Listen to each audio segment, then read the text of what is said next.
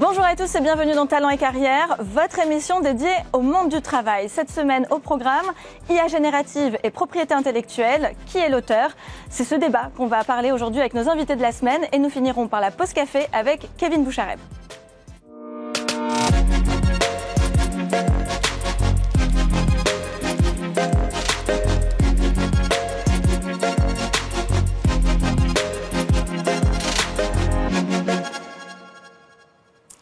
Et oui, qui est l'auteur? Grande question du moment avec cette IA générative qui vient un petit peu perturber nos auteurs, nos artistes. Aujourd'hui, on va en parler avec Virginie Clessen. Vous êtes consultante aux éditions Patrimoine et Création Numérique.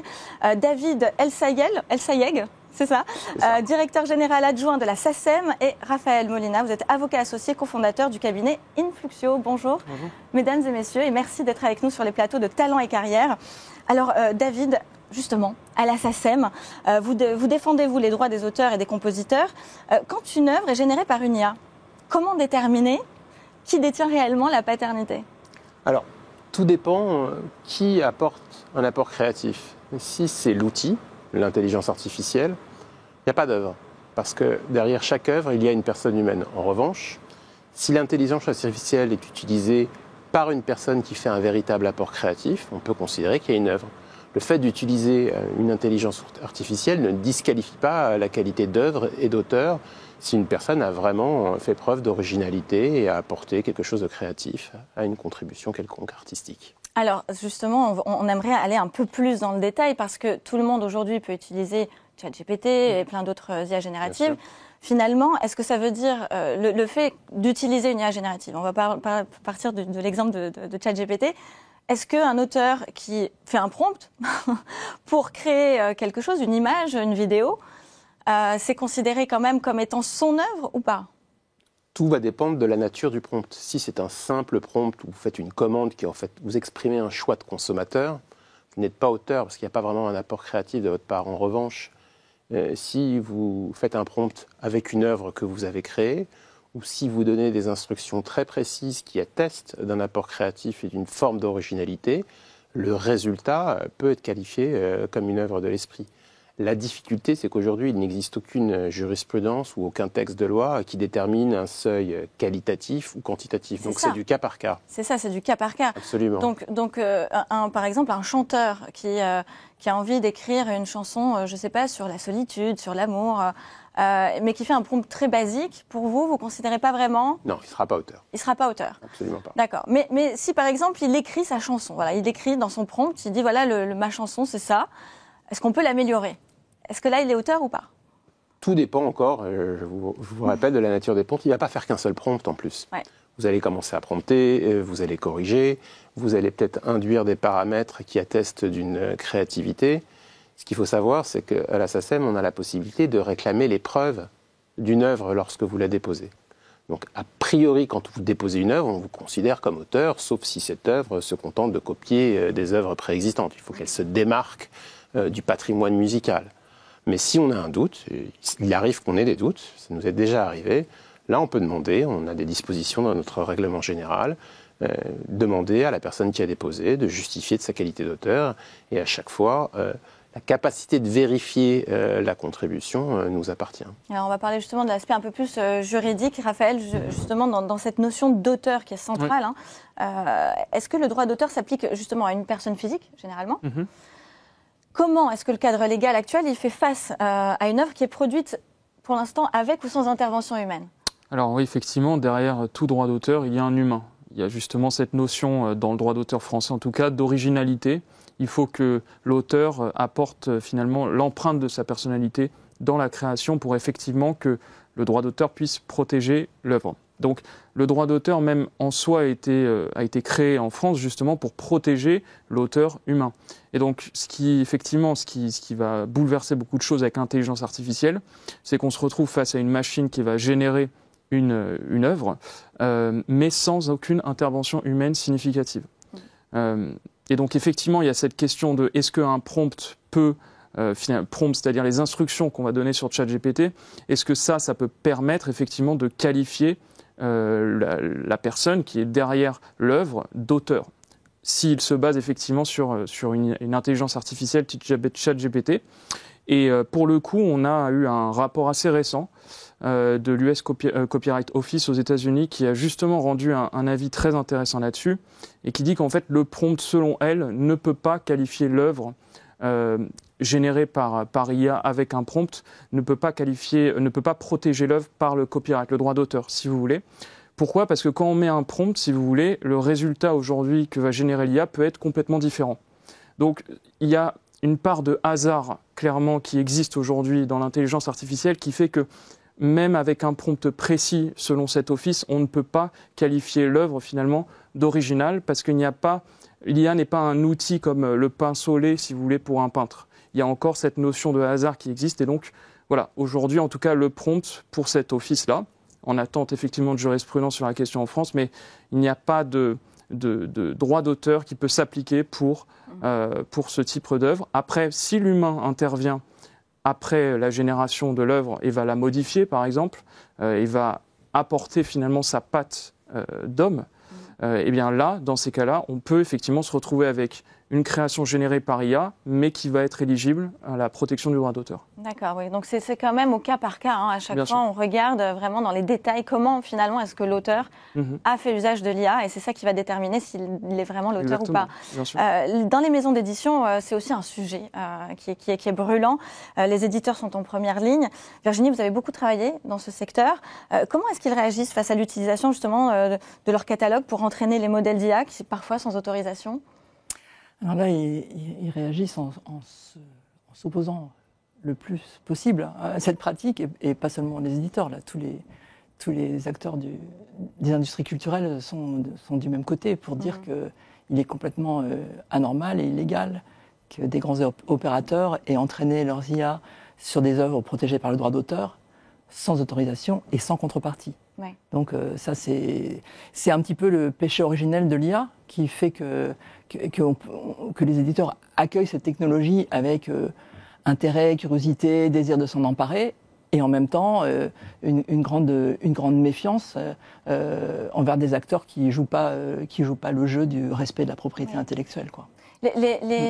Justement, les auteurs qui ont des idées d'écrire un livre et qui ont, on va dire, 30-40% de leur livre en tête, qui peuvent écrire et qui laissent l'IA faire le reste.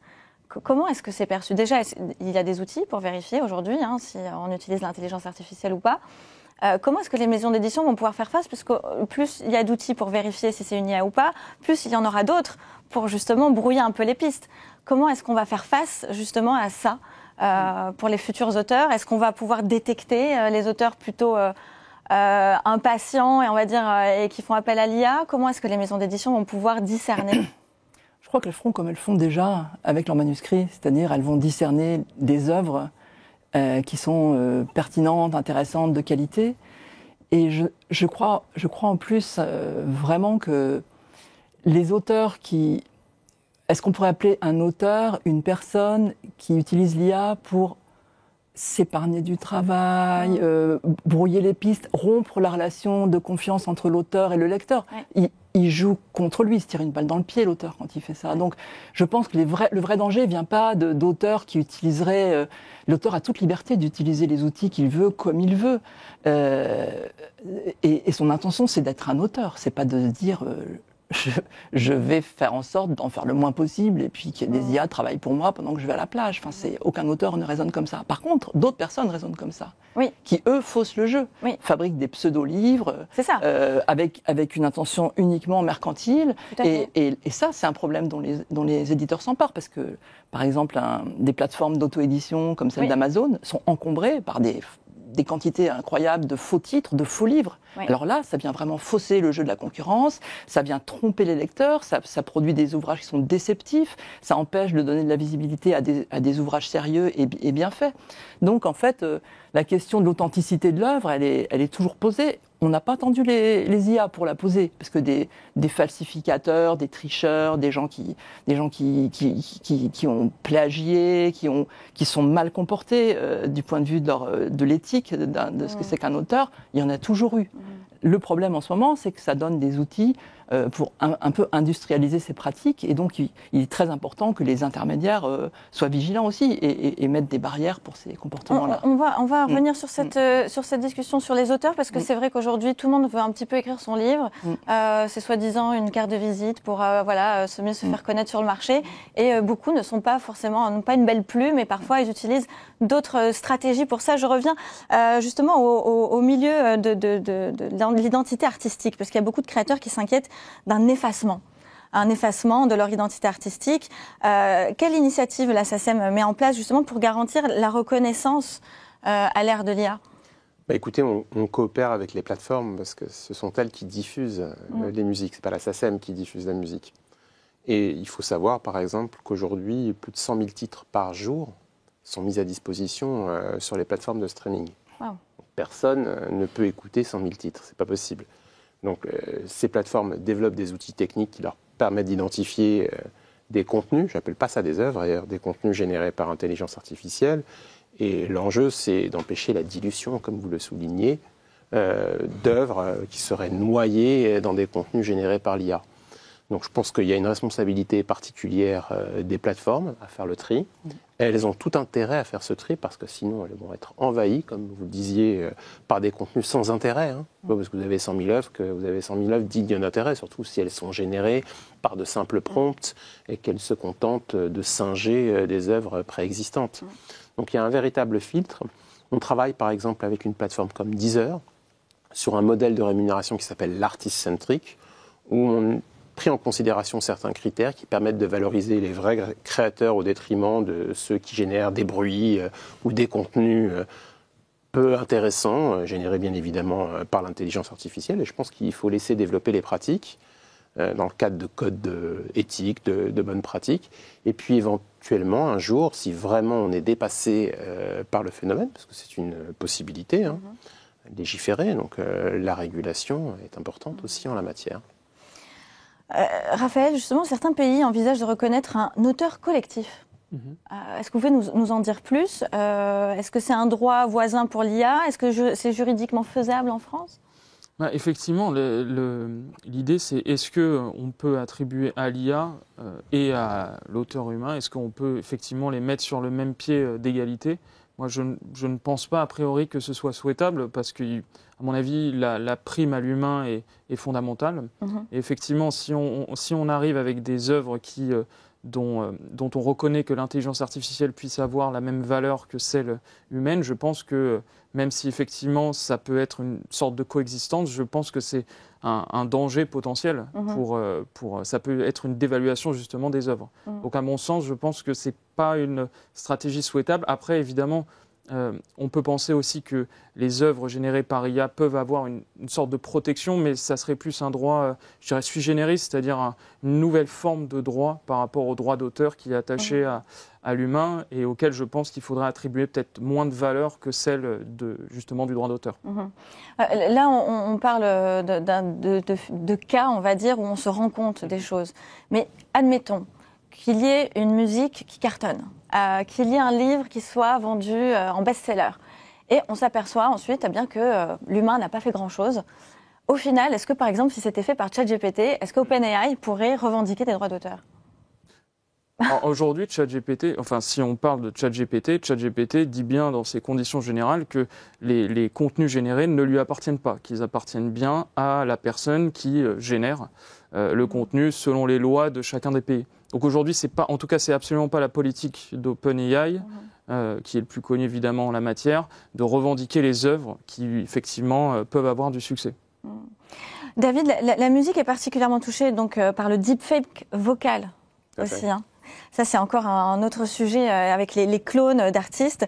Et d'ailleurs, les clones aussi chez les créateurs de contenu, les influenceurs, ça va arriver de plus en plus. Comment est-ce que vous pouvez protéger les voix et les styles des interprètes face à ces usages ? Alors, le style ne se protège pas. Donc, si vous faites à la manière de, c'est par définition libre, sauf si vous prouvez une forme de parasitisme et que vous vous placez dans le sillage d'autrui, vous créez une confusion qui pourrait induire le public en erreur. Donc, il y a des dispositifs juridiques qui permettent de sanctionner.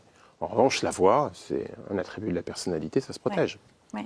Comme votre image, comme tous les attributs de la personnalité. Donc, quand il y a une confusion, quand quelque part on fait croire qu'un artiste a produit un titre et que ce n'est pas le cas, l'artiste a la possibilité d'utiliser son droit de la personnalité pour faire valoir justement ses prérogatives. C'est vrai que ça va être de plus en plus compliqué. Et là encore, moi je pense qu'il n'y a pas d'IA trompeuse sans plateforme qui veulent mettre à disposition ces contenus. Donc pour moi, la problématique passe par une régulation des plateformes.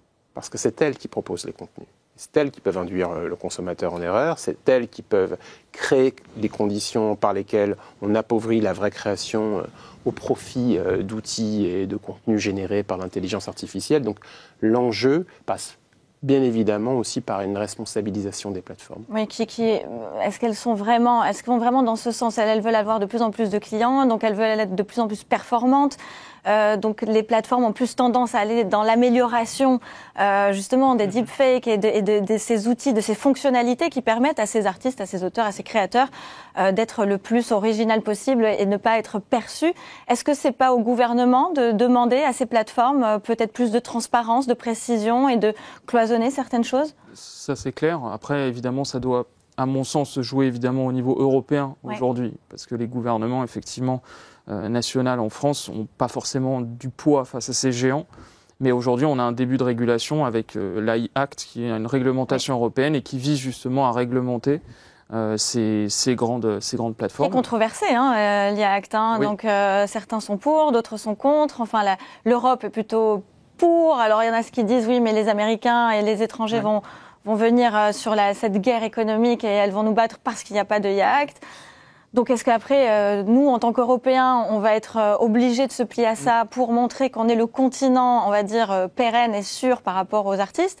Mais est-ce qu'on ne va pas avoir des personnes qui vont partir chez des concurrents C'est fortement possible. En tout cas, le problème, c'est que si on n'a qu'un volet régulation en Europe et pas un volet investissement qui est fort à côté, effectivement, ça va poser problème rapidement. Ouais. Et c'est sur ce deuxième volet où j'ai de sérieux doutes comparé effectivement aux États-Unis ou à la Chine, bien sûr. Virginie, oui. Je voudrais dire juste quelque chose là-dessus, parce que c'est très important. Je ne pense pas que la régulation aille à l'encontre de l'innovation. On a eu le débat en 2019 sur la directive droit d'auteur, où les grandes plateformes nous ont expliqué que ça allait aller très mal si on commençait à les réguler. On a maintenant pas mal de recul, 6 ans après, ces plateformes, elles payent des droits d'auteur, c'est tant mieux pour les créateurs, mais elles sont là, elles existent. YouTube, Facebook, elles sont toutes là et leur business se développe très bien. Donc on a régulé. Il faut réguler de manière proportionnée, de manière intelligente, mais on a permis de réintroduire une forme d'équilibre entre les acteurs de la création, les éditeurs, les compositeurs, et ces plateformes qui ne payaient pas de droits d'auteur. Donc une bonne régulation, c'est juste atteindre un point d'équilibre entre l'innovation. Personne ne va se passer de l'IA. Tout le monde utilise l'IA. C'est évident. Dans nos métiers, les créateurs utilisent l'IA, plébiscitent les outils d'intelligence artificielle. Donc on n'a rien contre l'intelligence artificielle. Simplement, il faut trouver un point d'équilibre, comme on a trouvé un point d'équilibre avec l'Internet. On fait des choses formidables. Au fond, l'IA, c'est un outil. C'est pas autre chose. Alors, ça donne de nouvelles facultés, ça permet des gains de productivité, ça améliore même parfois l'efficacité dans plein de domaines, bien évidemment bien au-delà de l'artistique, mais ça reste un outil, il faut savoir le réguler de manière proportionnée, et je pense qu'on trouvera un point d'équilibre. Oui, Virginie. Moi, je dirais, je suis tout à fait d'accord sur cette question d'outils, mais j'aimerais mieux l'appeler un instrument, parce qu'en fait, je dirais, on parle souvent de ChatGPT comme si on parlait de l'art du violon en se basant sur un gosse de 7 ans qui prend un violon et qui appuie brutalement sur les cordes, sans apprentissage, sans savoir-faire, sans connaissance. Et même on qualifie un mauvais style écrit maintenant en disant « Ah là là, on dirait que c'était écrit par ChatGPT ». Mais en fait, si on en reste là, on passe complètement à côté de toutes les possibilités de l'instrument IA. C'est-à-dire de ce qu'on peut faire quand on apprend patiemment à s'en servir, d'abord quand on apprend à bien réfléchir, parce que celui qui réfléchit bien, qui a une intention créatrice, qui a un désir de créer et qui a une tête bien faite, va pouvoir se servir de cet instrument comme un enfant qui va faire quelques années d'apprentissage va pouvoir se servir et tirer des beaux sons d'un violon. Oui. Et donc en fait, cette idée que parce que au premier coup ça sort un son juste, comme sur un piano on appuie sur la touche, ah ça fait un son, c'est merveilleux. Mais vous allez pas aller faire un concert à Pleyel juste en appuyant sur 3 touches. Oui. il faut vraiment un apprentissage pour fabriquer quelque chose qui donne de la joie aux autres, qui ajoute de la beauté au monde.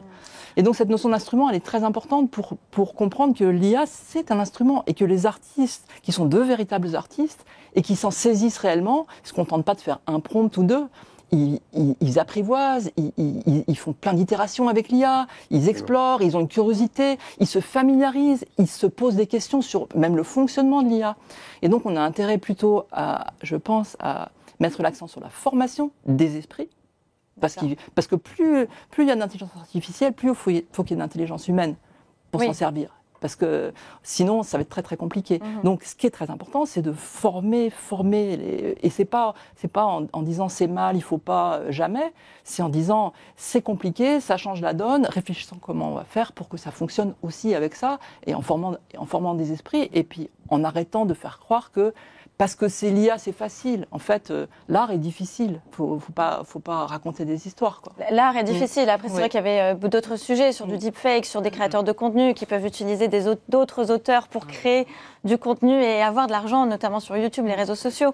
Donc autant. Mais là, on n'est plus dans l'art. On n'est plus dans l'art. La malversation ou l'escroquerie. Mais c'est le cas aussi. C'est le cas. Bien sûr. Et juste pour revenir sur le point d'équilibre, parce que je pense que c'est un point fondamental. Je pense que le meilleur exemple, c'est ce qui s'est passé avec la musique illégale dans le début des années 2000, où tout le monde téléchargeait illégalement de la musique. Oui. Et puis au final, on pensait que Internet allait ruiner totalement les auteurs. Et les plateformes de streaming sont arrivées, et elles ont réussi à trouver un modèle à la fois légal et quand même bénéfique pour les auteurs. Et je pense que c'est ce qui risque d'arriver avec l'IA. Là, on est au début. Mais on finira aussi par avoir un point d'équilibre. Ouais, c'est plutôt positif. Eh bien, écoutez, merci beaucoup. On va accueillir tout de suite Kevin Bouchareb pour la pause café. Kevin Bouchareb, bonjour. Bonjour Alexa. Alors, est-ce que vous avez fait votre chronique avec ChatGPT ? Non, je n'ai pas eu cet affront. Justement, je sors d'une expérience assez intense parce que j'ai coécrit un livre tout récemment. D'accord.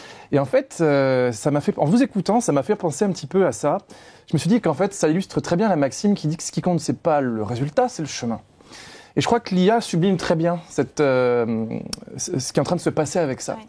Aujourd'hui, on peut, avec l'IA, en effet, avoir du contenu de qualité relativement bonne. Et je voudrais quand même insister là-dessus. Je crois que ça n'a pas encore été assez dit. Moi, ça me subjugue à chaque fois que j'utilise certaines technologies d'IA, que ce soit pour du texte, du code ou de l'image. Chaque jour, ça s'améliore, même pour la musique. Oui, et ça, c'est impressionnant. À la base d'un prompt très simple, on peut avoir un résultat qui est très correct. Ça va continuer de s'améliorer. Et donc, ça doit nous pousser, à mon avis, à nous améliorer aussi. Et donc, dans le cadre du livre, mon livre est tout à fait perfectible, hein, mais je me rends compte au bout du compte que j'ai tout écrit tout seul, et que la valeur que j'en ai gardée, moi, c'est moins le contenu. Le contenu, j'en suis content, il va rayonner, c'est très bien, mais c'est ce que j'en ai appris sur moi-même. Et donc, quand on revient sur le rôle d'un auteur ou d'un artiste, etc., l'artiste, il produit un document, il produit une œuvre, mais c'est aussi un processus.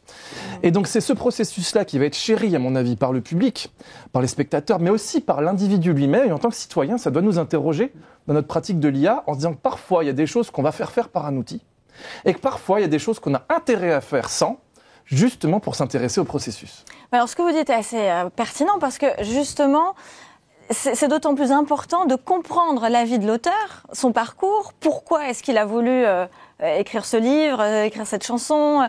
Donc on va de plus en plus au final s'intéresser à l'auteur et à son moment, presque tout autant que son œuvre. C'est là où ça vient être le parallèle justement de ceux qui vont essayer d'utiliser l'IA pour faire une musique rapidement, un contenu rapidement pour simplement gagner de l'argent.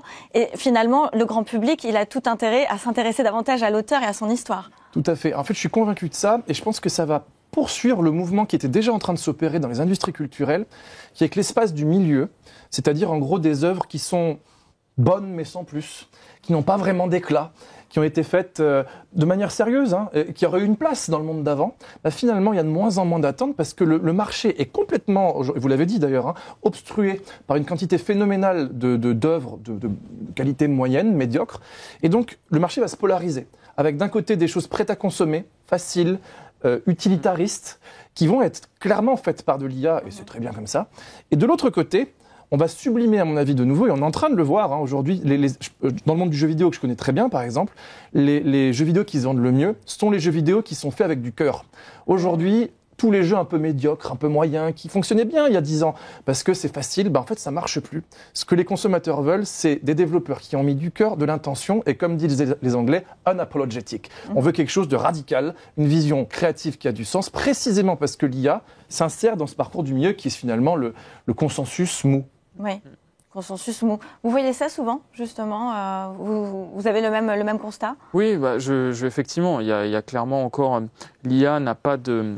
Effectivement, son ambition, c'est d'être effectivement au milieu, d'être dans le consensus. C'est d'ailleurs tout le... Elle a du mal, finalement, l'intelligence artificielle, à faire ce pas de côté qui peut être le propre justement d'une œuvre très créative et très ambitieuse. Donc je rejoins totalement ce que vous dites. Au niveau des auteurs aussi, vous allez peut-être justement, on va plus sentir. De toute façon, une IA ne pourra jamais parler d'un vécu aussi poignant que quelqu'un qui a vécu quelque chose dans les tripes. Hein, ça on le voit. Faut jamais dire jamais.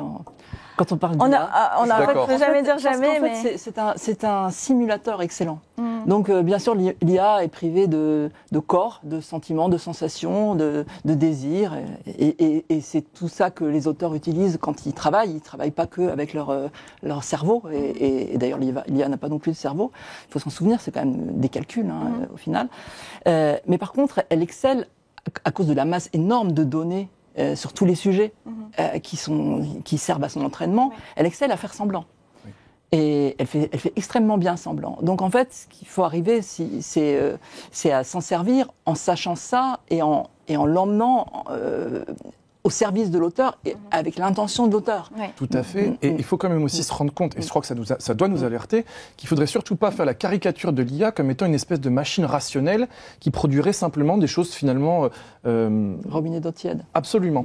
On voit très bien que les individus aujourd'hui qui se servent de l'IA comme une réponse émotionnelle, notamment dans le cadre de relations amoureuses, vous avez tous vu ça, de personnes qui tombent amoureuses d'une IA et qui finalement finissent par se suicider parce que l'IA répond plus à leurs besoins, qu'ils n'arrivent pas à les rencontrer. L'IA est capable de produire de l'émotion. Pas en tant que telle, mais en tant que réponse à ce que l'individu rentre dedans et qu'elle finit par s'adapter à l'attente qu'elle prévoit et donc à répondre de la manière la plus pertinente qui soit à son besoin singulier. Et là-dessus, ça doit nous interroger sur justement, on parlait de régulation tout à l'heure, ça pour le coup c'est un point de régulation important. Oui, ça c'est important. Et deuxièmement, se dire comment on fait pour aussi faire vivre, moi ce que j'appelle l'inattendu, parce que le cœur de la créativité c'est ça, l'IA ne fonctionne que sur une ligne droite de probabilité par rapport à ce qui a déjà été fait. Ce qui va nous intéresser, c'est ce qu'il y a autour. Tout à fait. La différence entre justement la demande initiale et ce que ça va générer. Ça, c'est assez fascinant. On pourrait en continuer à en débattre des heures. Merci infiniment d'être venu sur le plateau de Talent et Carrière sur le Figaro TV. Et on vous dit à très bientôt. Et ce ne sera pas une IA, ce sera toujours moi. Voilà, merci beaucoup.